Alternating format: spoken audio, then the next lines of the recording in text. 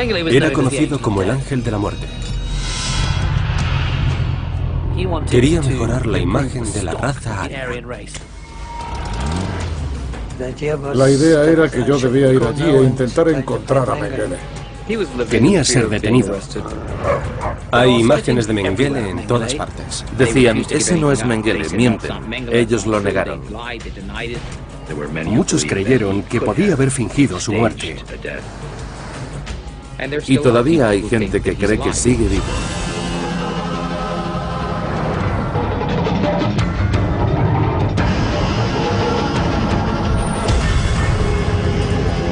Cazadores de nazis, Mengele. Buenos Aires, 1958. El encanto de la capital argentina y su afamada vida nocturna la había convertido en un imán para expatriados europeos. También era un imán para criminales nazis. Fugitivos como el doctor Joseph Mengele, el Ángel de la Muerte.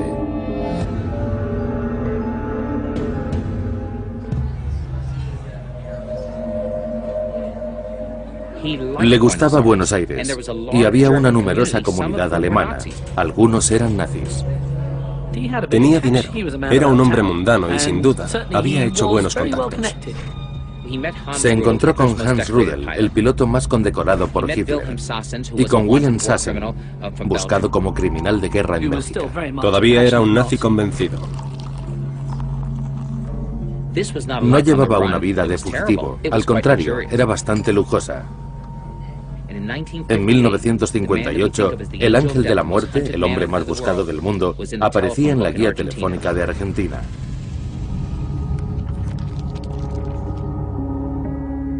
Uno de los hechos que lo cambiaron todo para Mengele fue que en 1959 el gobierno de Alemania Occidental lo acusó. A este médico de Auschwitz-Birkenau se le buscaba por asesinato masivo y por realizar experimentos médicos crueles e incalificables con niños menores de 5 años. Alemania solicitaba a Argentina la repatriación de Mengele para que se enfrentase a la justicia. Eso le hizo sentirse inseguro en Buenos Aires y sin duda merecía vivir con miedo. Pero Mengele no solo tenía que temer aquella orden de extradición. Varios agentes israelíes estaban a la caza de nazis en Argentina y ya habían capturado a uno. Le quitamos su ropa para asegurarnos de que no llevaba ningún arma, ni ninguna cuchilla para suicidarse. Le dije quiénes éramos y qué pretendíamos. Adolf Eichmann, responsable directo del Holocausto, estaba en manos israelíes. Después de secuestrar a Eichmann, Suya Haroni le interrogó y le preguntó ¿dónde está Mengele? Y él no quiso contestar, se negó a contestar nada al respecto. Eichmann era totalmente leal y dijo no tengo ni idea de dónde está. De hecho, los dos habían tomado café varias veces en Buenos Aires. Eichmann y Mengele se encontraron en el café ABC, pero no se llevaron muy bien. Él veía a Eichmann como un oficial de clase inferior que vivía en un suburbio de Buenos Aires. Mengele era más regio, se relacionaba con intelectuales del Reich. Eichmann era de la clase trabajadora, un obrero de la fábrica Mercedes. En los interrogatorios, el Mossad aplicó más presión y finalmente Eichmann se derrumbó. Sabía que Mengele estaba en algún lugar de Argentina, quizá en Buenos Aires, pero Eichmann no había contactado con él. Le había visto antes, pero no tenía ni idea de su dirección ni de cuál era su ocupación. Para el Mossad, Mengele era uno de los primeros de la lista junto con Eichmann. En Israel era peor Mengele que Eichmann. Fue un auténtico carnicero. El mayor interés de Mengele era la genética. Quería saber cómo se podía mejorar a los individuos de raza aria y así propagar una raza superior. En el campo de concentración de Auschwitz-Birkenau estaba el laboratorio médico de Mengele. Parte de sus experimentos se basaban en la esterilización. Trabajaba principalmente con razas del este, eslavos, gitanos y otros colectivos que consideraba inferiores. Tenía poder sobre la vida y la muerte. La mayoría de las cobayas humanas de Mengele perecieron. Los experimentos se volvieron más crueles, y cuando finalizaron, Mengele ya era un monstruo.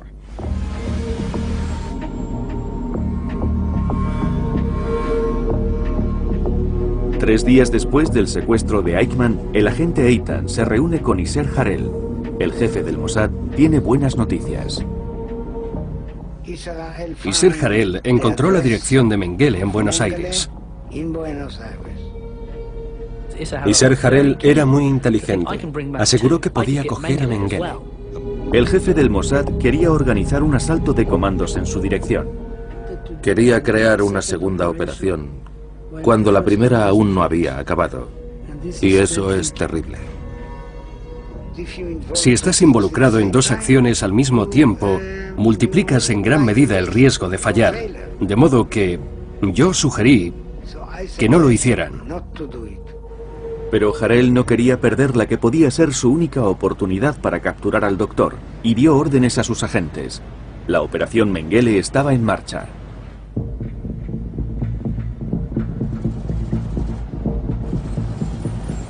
Los israelíes fueron a buscarle a Buenos Aires, mientras Eichmann permanecía cautivo en una casa segura. Pusieron bajo vigilancia la pensión donde sospechaban que vivía Mengele. Eso era realmente arriesgado, porque todos viajábamos con pasaportes falsos y no siempre dominábamos el idioma.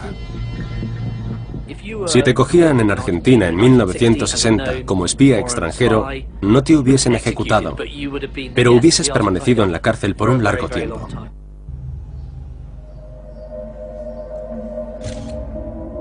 Los agentes del Mossad habían rastreado al criminal de guerra nazi Josef Mengele hasta su escondite en Buenos Aires.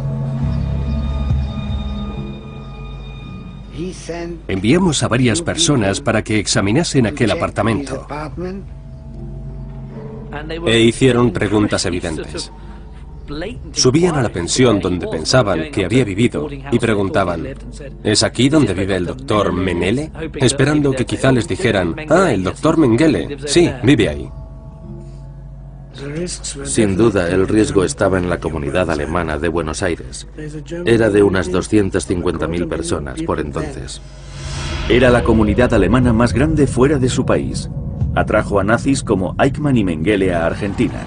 El régimen totalitario del país gobernado por Juan Perón les hizo sentirse como en casa. Todo el mundo se pregunta por qué acudían a Sudamérica. Argentina en particular fue el refugio de muchos nazis. Y la verdad es que ya existían lazos entre los nazis y Argentina durante la guerra. Durante la guerra, Perón y el gobierno argentino tuvieron acuerdos secretos con el servicio de espionaje de Himmler. Y la acogida de los nazis fue la continuidad natural del papel de Argentina durante la guerra.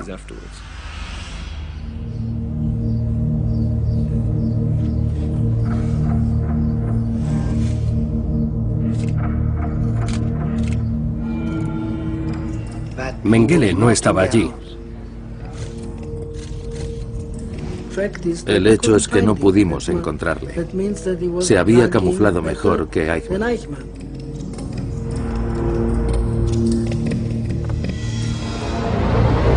Sin ninguna pista del médico nazi, Harel decidió regresar a Israel solamente con Eichmann.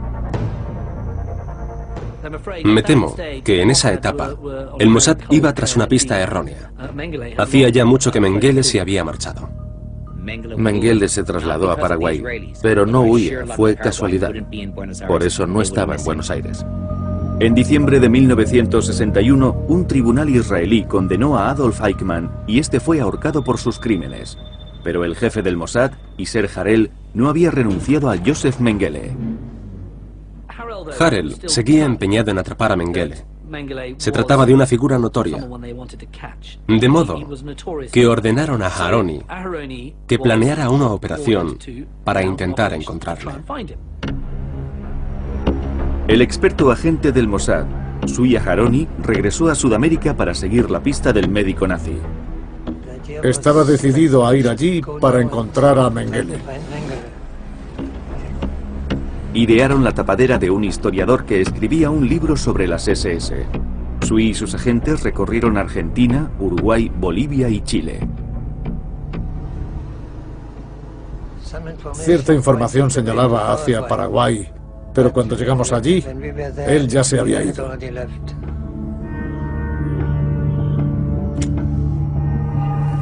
Aquella misión demostró ser más difícil que la de la captura de Eichmann.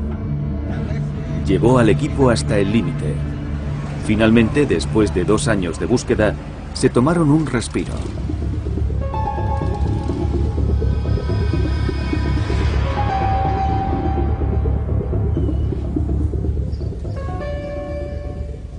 Habían cogido a ese criminal de guerra en Bélgica. Era un exoficial de las SS holandés llamado Willem Sasson. Sasson era un antiguo amigo de Mengele. Le dijeron, te acusaremos de crímenes de guerra si no nos das algo mejor. Y él dijo, os daré a Mengele. Sasson estaba muy bien introducido en la red y sugirió que Mengele podía esconderse en Brasil. Así que Aharoni y su equipo fueron allí. Nos dijo que podría estar escondiéndose en una casa cerca de Sao Paulo. Pero identificar a un fugitivo nazi no era fácil. Se cambió el nombre en más de una ocasión. Evidentemente trataba de pasar inadvertido. Una de sus características distintivas era un hueco entre los dientes, y él estaba nervioso porque sabía que eso le podía delatar. Se dejó crecer un espeso bigote que le cubría los dientes superiores, tratando de ocultar el hueco. El equipo redujo su búsqueda a un rancho a las afueras de la ciudad. En este momento, el agente Rafi Eitan se unió a Aharoni. Era el hombre que había dirigido la misión de Eichmann. Estábamos buscando a Mengele en una granja a unos 50 kilómetros de Sao Paulo.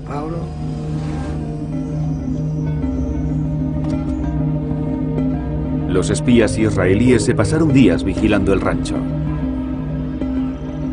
Pero la información que les había dado Sasson tampoco parecía ya muy fiable. Y entonces... Vi a un hombre con un gran bigote y otros 2 que le vigilaban, como si fuesen sus guardaespaldas. Y uno de ellos, seguro que era Mengele.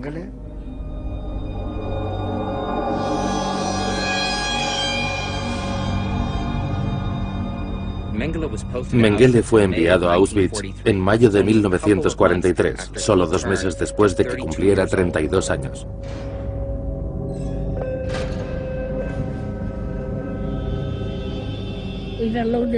Nos metían en camiones para ganado.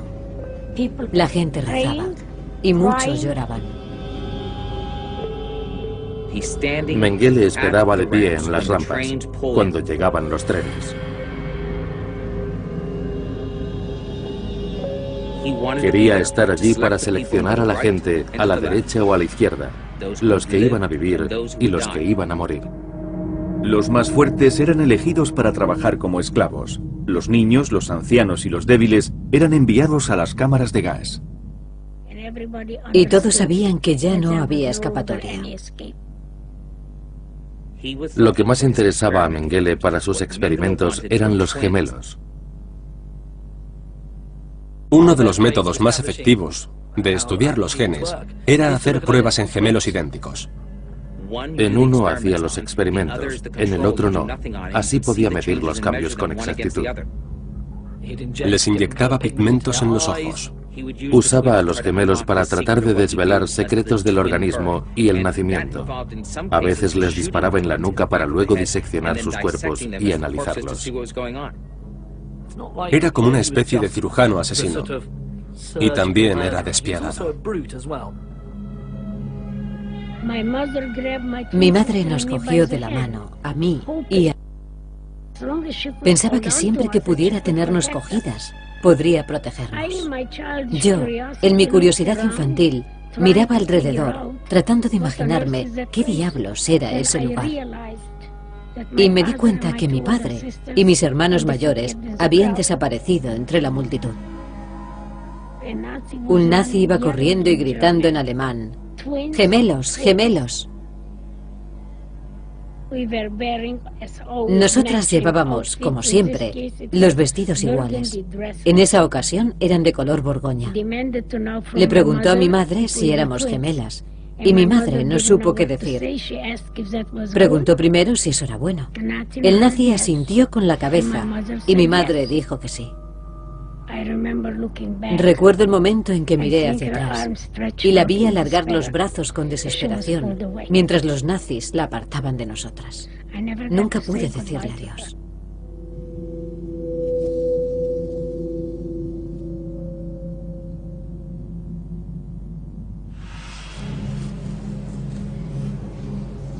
Los israelíes estuvieron vigilando la granja, y Zvi Aharoni, el jefe del equipo del Mossad, me dijo que estaba seguro de que uno de los hombres era Mengele.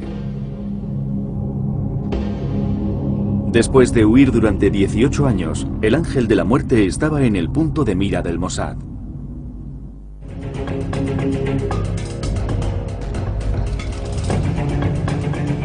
Los agentes del Mossad creían tener rodeado al criminal nazi más famoso del mundo. Estoy seguro de que vimos a Mengele. De momento, la misión del equipo quedó limitada a la vigilancia. Regresaron a Israel para planear el siguiente movimiento. El agente Zvi Aharoni informó al jefe del Mossad, Yasser Harel.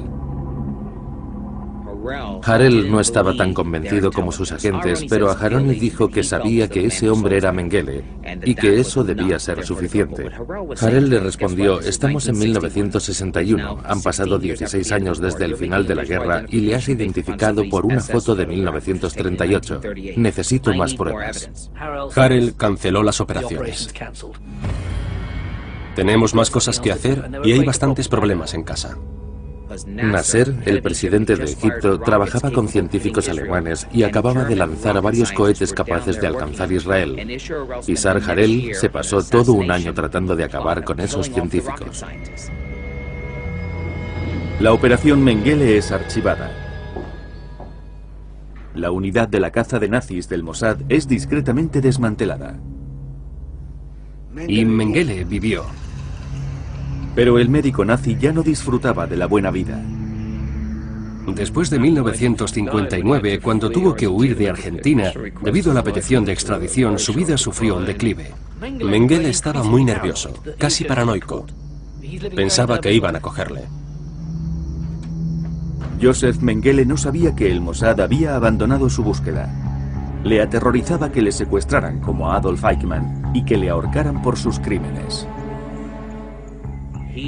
Terminó en una pequeña granja, en una zona salvaje de Brasil. En una de las granjas en las que vivió, construyó una torre de observación y la utilizaba para vigilar las áreas y kilómetros circundantes. Era una posición muy dominante y también tenía una jauría de perros entrenados. Estaba verdaderamente obsesionado con el asunto. Puede que Israel abandonara su búsqueda, pero en Alemania Occidental, los fiscales continuaban instruyendo el caso contra Mengele. Había un partidario muy leal con la familia de Mengele llamado Sedlmayr. Los fiscales sospechaban que Hans Sedlmayr había proporcionado apoyo a Mengele desde que huyó de Europa. Un juez que entonces dirigía la oficina de investigación de Mengele decidió seguir adelante y llamó a Hans Sedlmayr. Le preguntó bajo juramento si había ayudado a Mengele o a su familia y si le mandaba dinero. Sedlmayr mintió descaradamente. Dijo que nunca le había visto, que no sabía nada de él y que posiblemente estaba muerto. No le había enviado ni un céntimo y los fiscales le creyeron.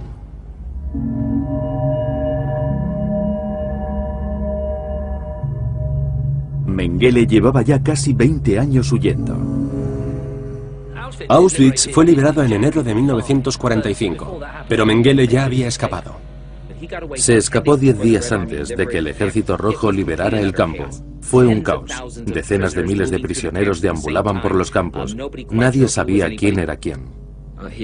Escapó con su maleta cargada de descubrimientos científicos. Los norteamericanos le atraparon en junio de 1945. Lo que salvó a Mengele fue su vanidad. Cuando entraban en las SS, los oficiales debían tatuarse su grupo sanguíneo en la parte inferior del brazo. Así, si eran heridos y quedaban inconscientes, los médicos conocerían su tipo de sangre para las transfusiones. Pero Mengele era quisquilloso, narcisista y no quiso tatuarse. Mengele no quería estropear su cuerpo. No mostraba el distintivo de los oficiales de las SS, y eso le ayudó. Al final de la guerra, bastaba con una prueba visual para identificarlos. Se quitaban las camisas y levantaban los brazos. Si había tatuaje, se les apartaba para interrogarlos. Si no había tatuaje, entonces eran liberados, y eso es lo que le ocurrió a él. Mengele fue desplazándose por Alemania. Mengele no regresó a su ciudad natal. Finalmente se instaló con un nombre ficticio en una granja en Baviera. Trabajó allí durante 2 o 3 años. Los aliados se presentaron en casa de su esposa y ésta les dijo que su marido había muerto en el frente. Entonces cerraron el expediente. Pero la familia de Mengele sabía que estaba vivo. Le mandaban dinero a través de Hans Edelmayer. Procedía de una familia muy rica. La familia Mengele fabricaba maquinaria agrícola en Alemania. La familia Mengele tenía el negocio más grande en Günzburg. Era la industria de la ciudad. Pero mientras Mengele permaneciera en Alemania, estaría en peligro. Vivía con miedo a ser detenido. Había visto lo que les pasaba a los nazis en los juicios de Nuremberg, donde los líderes fueron juzgados, condenados y ejecutados en la horca.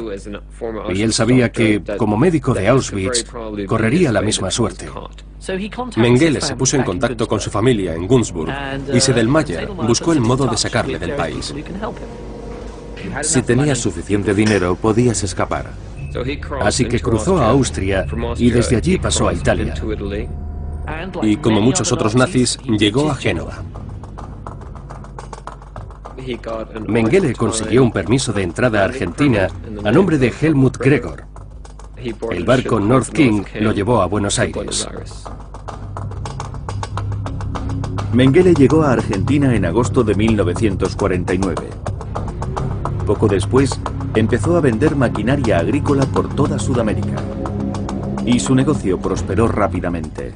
Pasó 10 años muy buenos en Argentina desde 1949 hasta 1959. Pero después de que el oficial de las SS, Adolf Eichmann, fuera secuestrado y acusado, el mundo de Mengele empezó a venirse abajo. No había nada que temieran más los criminales de guerra nazis que una acusación formal. Eso les arruinaría la vida. Mengele trabajó en varias granjas como gerente agrícola, en Paraguay y Brasil, y era un trabajador muy eficiente. En un momento dado, cuando estaba en una granja en Brasil, tuvo que atender a un ternero joven que tenía una hernia. Sacó sus herramientas quirúrgicas y realizó una operación muy delicada, y consiguió extraer la hernia. Entonces los trabajadores de la granja se dieron cuenta de que no era solo el gerente agrícola que decía ser, era algo más. Aunque el Mossad no logró capturarle, acabó con la tranquilidad de Mengele para siempre. Mengele estaba cada vez más aislado y deprimido, y terminó viviendo en una modesta cabaña a las afueras de Sao Paulo. A medida que la suerte de Mengele menguaba, su leyenda iba en aumento. A finales de los 60 y principios de los 70, la reputación de Mengele creció de un modo desproporcionado. Simon Wiesenthal convirtió a Joseph Mengele en una especie de arquetipo. Este es el nazi que todos quieren capturar. Este es el malvado. Es el ángel de la muerte. Algunas personas como Simon Wiesenthal o los Klersfeld en París eran los que mantenían vivo el fuego. Nos enteramos de que Mengele estaba viviendo en Paraguay y se lo hice saber al ministro de Justicia porque quería obtener información sobre la suerte que iba a correr Mengele. Los Klarsfeld trataron de buscarle, pero ya era demasiado tarde. Mucha gente estaba convencida de que Mengele seguía en Paraguay durante los 60 y principios de los 70, aunque este ya había abandonado el país.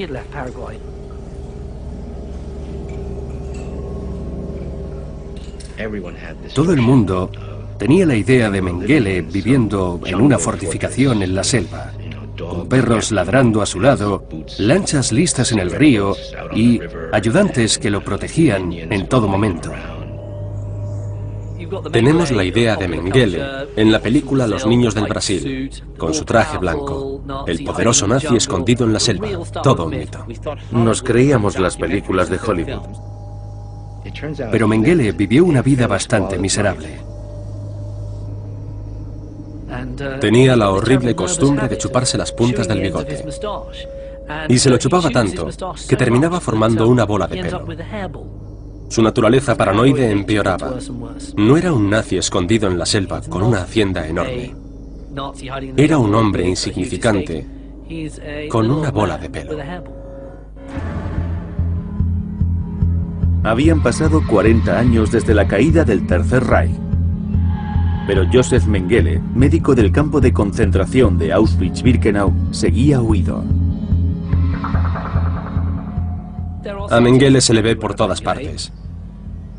Dicen que está en el sur de España, en una isla de Grecia, en una gran fábrica de la selva paraguaya. En todas partes, menos en la Luna. Pero nadie iba realmente en su búsqueda. Si el gobierno alemán hubiera realizado un esfuerzo serio para encontrar a esos criminales, habría sido extremadamente fácil localizarles y detenerles. Mengele se comunicaba con su familia y recibía dinero de ellos. Solo tenían que vigilar el correo, pero no lo hicieron. Confié en que los gobiernos del mundo harían lo correcto, hasta que me di cuenta de que les encubrían. En 1985, en el 40 aniversario de la liberación de Auschwitz-Birkenau, Eva Kor acudió con un grupo de supervivientes al campo de concentración en el que los encerraron de niños. Desde Auschwitz viajan a Jerusalén, donde tiene lugar un juicio simulado de 3 días al Dr. Mengele. 106 víctimas se ponen en fila para testificar.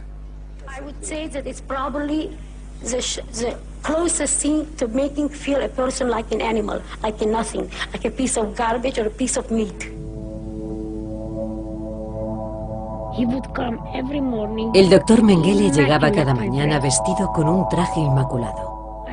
Recuerdo perfectamente sus brillantes botas negras. Iba con su abrigo blanco, era atractivo, llevaba uniforme, su aspecto le confería mucho poder. Me inyectó alguna sustancia que hizo que me pusiera muy enferma. Les infectaba deliberadamente para ver cuánto tiempo persistía en unos y en otros. Tuve una fiebre muy alta. Mis brazos y piernas se hincharon casi el doble de su tamaño y estaban llenos de rojeces. Era doloroso, muy doloroso. El deseo de Mengele de crear una raza dominante aria le llevó a practicar experimentos atroces a más de 3000 gemelos. Solo sobrevivieron 200.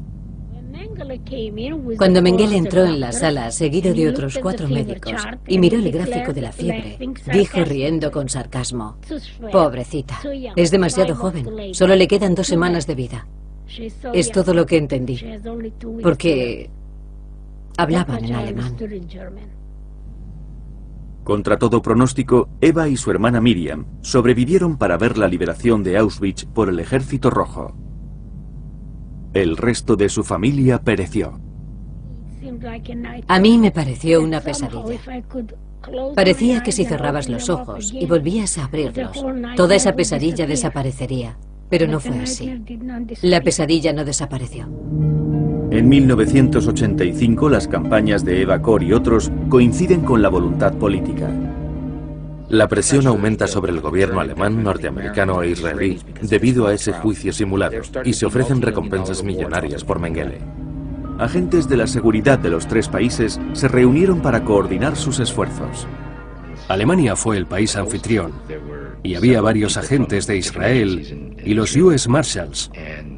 Todos estaban por allí. Días después, el equipo internacional decidió actuar ante una información prometedora. El intermediario de Mengele, Hans Sedlmayr, le contó a un amigo en un restaurante que había estado ayudando a Mengele durante años. El amigo alertó a las autoridades de inmediato. Y el fiscal jefe de Frankfurt emitió una orden de registro en la casa de Sedlmayr.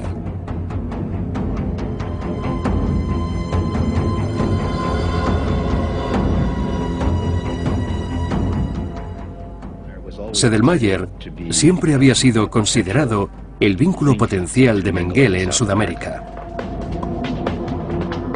La búsqueda del médico nazi se precipitó. El 1 de mayo de 1985, los agentes especiales alemanes entraron por sorpresa en la casa del intermediario de Mengele, Hans Sedlmayr. No podían comunicárselo a la policía local porque quizás hubiese un informador de la familia Mengele. Por eso entraron en la propiedad de Sedlmayr con fuerzas policiales de otras regiones. El registro fue dirigido por la Bundeskriminalamt, la Policía Federal Alemana. Hicieron el registro. Mengele pensaba que estaba a salvo, pero cuando movieron una especie de armario, encontraron algo. Detrás del mueble, los policías descubrieron un secreto guardado en sobres. Encontraron unas cartas enviadas por Mengele. Lo encontraron todo, todas las cartas, las direcciones de los que le ayudaban. Se rumoreaba que la esposa de Sedlmayr se había enamorado de Mengele, y allí estaban las cartas que él le dirigía a ella y las que escribió a Hans Sedlmayr. Entre las cartas, los investigadores encontraron una en la que había una asombrosa revelación. Con profunda pena os comunico la muerte de nuestro común amigo. Eso llevó a los alemanes a creer que Mengele había muerto en Brasil en 1979. Sedlmayr fue detenido. Buscando en su agenda de direcciones, se vinculó a Mengele con una residencia en Sao Paulo.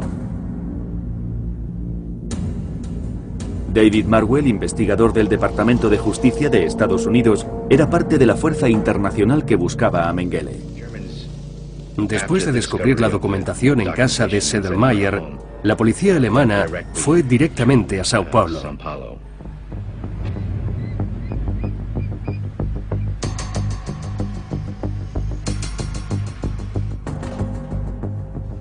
También se les unió la policía brasileña.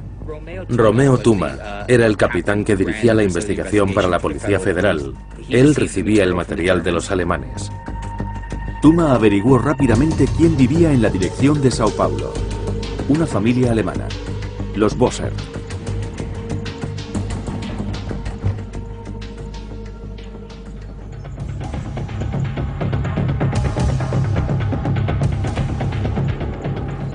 Allí no son tan delicados cuando tienen una orden de registro. Entran y arrasan.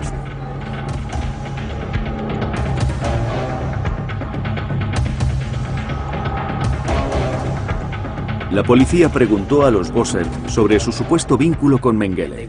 No quisieron revelar nada, dijeron, no conocemos a Mengele.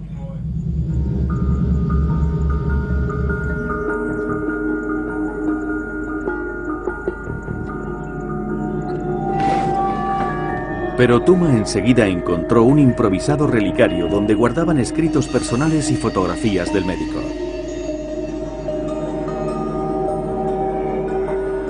La verdad sobre este misterio tan perdurable era finalmente desvelada. Y se rindieron. La familia había refugiado a Mengele los 4 últimos años de su vida. Luego confiesan dónde murió y dónde lo enterraron.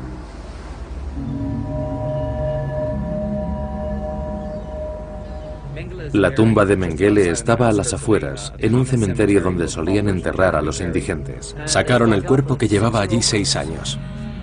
La noticia de la muerte de Mengele atrajo a los medios, que se aglomeraron en la sepultura.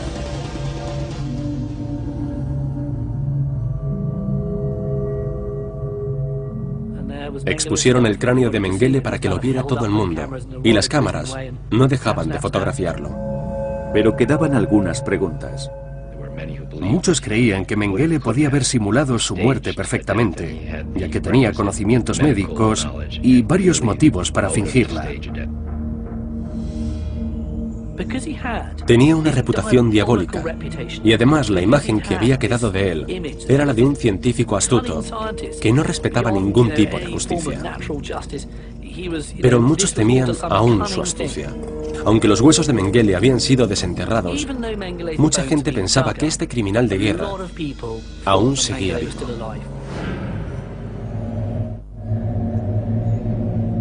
Un destacamento internacional formado por Alemania, Brasil, Israel y Estados Unidos creyó que habían encontrado a Joseph Mengele.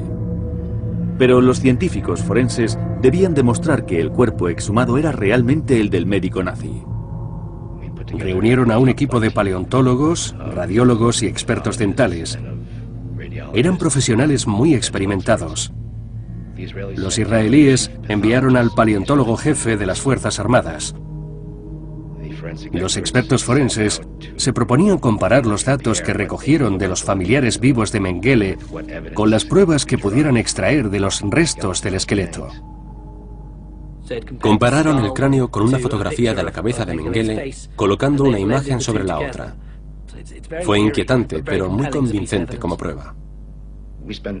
Pasamos mucho tiempo examinando los huesos que encontraron en la sepultura, y estoy totalmente convencido que aquellos huesos eran los de Joseph Mengele.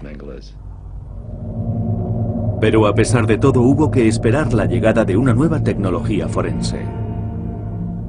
Quedaban muchos resquicios, y los más escépticos pensaban que tal vez Mengele seguía vivo. A principios de los 90 se tomaron pruebas genéticas para demostrar a la gente que aquellos eran realmente los huesos de Joseph Mengele. Se recurrió a los mayores avances científicos para el caso Mengele. Los huesos se enviaron desde Brasil a un laboratorio de Inglaterra. Allí fueron molidos para poder recoger una diminuta porción de ADN, lo suficiente para ser analizado. Los resultados fueron concluyentes. Aquellos eran los huesos de Joseph Mengele. Allí estaba muerto.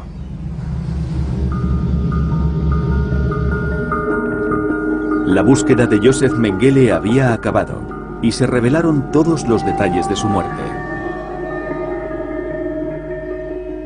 La muerte de Mengele fue, en muchos aspectos, lastimosa.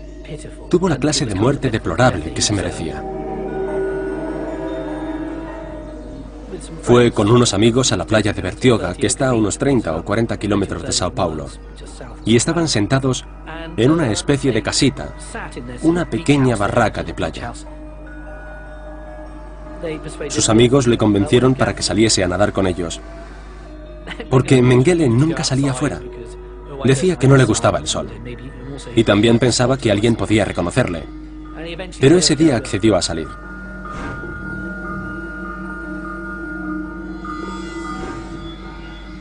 La corriente es muy fuerte en esa zona. Y aquel día, Mengele se alejó nadando de la playa, más de lo que hubiera debido.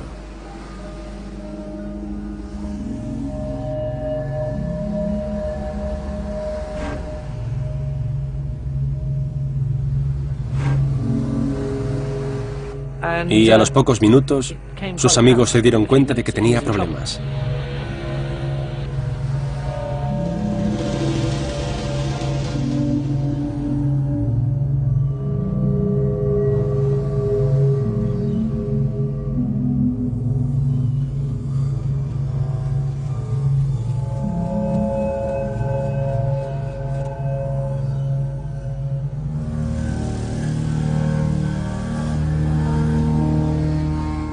Intentaron revivirle, pero había sufrido un infarto.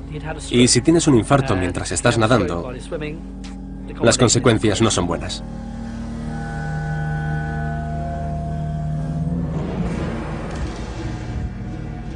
Murió en el agua, ahogado a causa de un infarto. Después de su muerte se habló de la posibilidad de incinerarlo, pero no encontraron a nadie de su familia para que lo aprobara. En cualquier caso, si hubieran incinerado sus restos, nadie, ni siquiera yo, creería que está muerto. Los fugitivos nazis más famosos del mundo nunca respondieron por sus crímenes. A muchos les hubiera encantado que Mengele fuera enjuiciado. Las víctimas lo merecían y fue frustrante para el Mossad. Yasser Harel se disculpó en varias ocasiones por no haber tenido éxito a la hora de llevar a Mengele ante un tribunal. Fue algo decepcionante para todos, pero cuando escriba mis memorias, yo no voy a disculparme. No existía un castigo justo para Mengele. Morir en la horca no habría sido suficiente para todo lo que él hizo. Si hay algo de justicia es el hecho de que después de que atraparan a Eichmann, se volvió muy infeliz, y eso me produce gran satisfacción.